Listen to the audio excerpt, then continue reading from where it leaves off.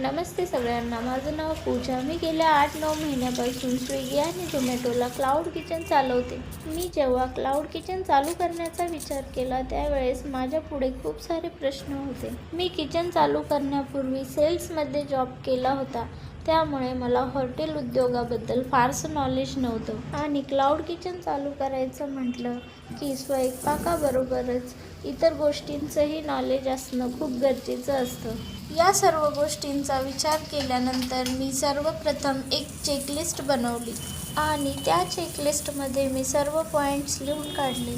सर्वात अगोदर स्विगी आणि झोमॅटोला रजिस्ट्रेशन करण्यासाठी कोणकोणत्या डॉक्युमेंट्सची गरज असते, त्यानंतर मेन्यू कसा बनवायचा आणि मेन्यूमध्ये कोणकोणत्या डिश ठेवायच्या, पॅकिंगचे सामान स्वस्त दरामध्ये कुठे मिळेल आणि डिशच्या क्वांटिटीनुसार कोणते पॅकिंगचे सामान वापरायचे, त्याचबरोबर फूड लायसन काढण्यासाठी लागणारे डॉक्युमेंट्स आणि ते कुठून काढायचे याची माहिती. हे सगळे पॉईंट्स मी माझ्या चेकलिस्टमध्ये लिहून काढले आणि चेकलिस्टनुसार माहिती गोळा करायला सुरुवात केली. गुगल आणि यूट्यूबवरून आम्हाला खूप साऱ्या गोष्टींची माहिती मिळाली, जसं की स्विगी आणि झोमॅटोला रजिस्ट्रेशन कसं करायचं, फसाई लायसन कसं बनवायचं, मेनू कसा बनवायचा, या सगळ्याची माहिती आम्हाला गुगल आणि यूट्यूबवरून मिळाली. त्याचबरोबर माझ्या मिस्टरांनी काही रेस्टॉरंटमध्ये जाऊन चौकशी केली, जसं की पॅकिंगचं सामान स्वस्त दरामध्ये कुठे मिळेल याच सर्वाची माहिती आम्हाला रेस्टॉरंटमधून मिळाली. सर्व गोष्टींची माहिती काढल्यानंतर आम्ही त्यावर काम सुरू केले. सर्वात अगोदर आम्ही सर्व डॉक्युमेंट्स गोळा केले